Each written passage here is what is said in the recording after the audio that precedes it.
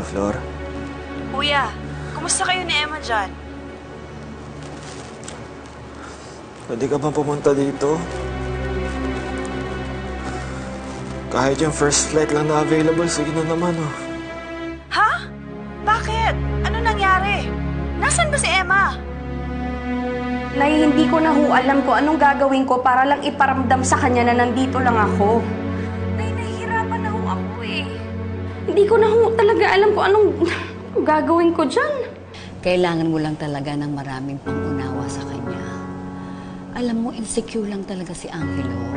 Dahil alam niya na mahal mo pa rin si Ron.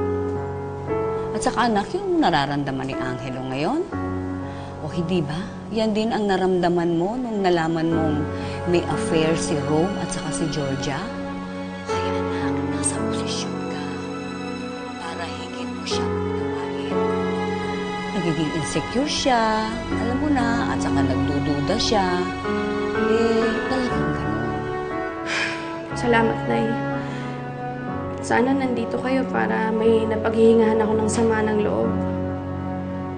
Alam mo, Nay, di ko na rin maintindihan si Angelo minsan eh. Ibang-iba na siya. Hindi na siya yung katulad ng dati.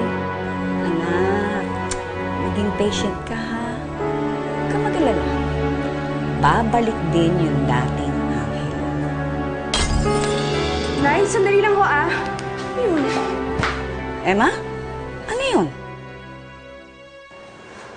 Oh my God. Angelo!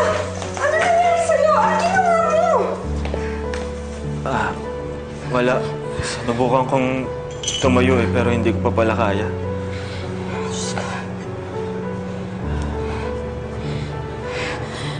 Ano bang ginawa mo? Bakit mo ginawa yun? Baka kung ano mangyari sa'yo, yung komplikasyon. Akala ko kasi iniwan mo na ako. Akala ko hindi ka na babalik. Hello, I'm so sorry. Hindi ako dapat lumabas, hindi dapat kita iniwan. I'm so sorry.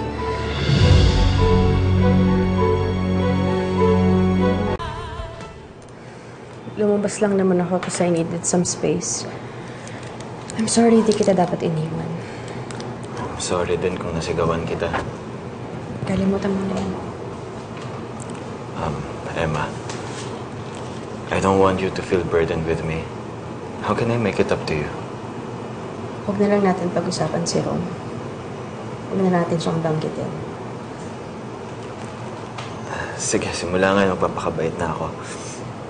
Hindi ko na siya babanggitin kahit kailan. Mahal na mahal kita, Emma. I love you as much. And huwag kang mag-alala, hindi kita iiwan.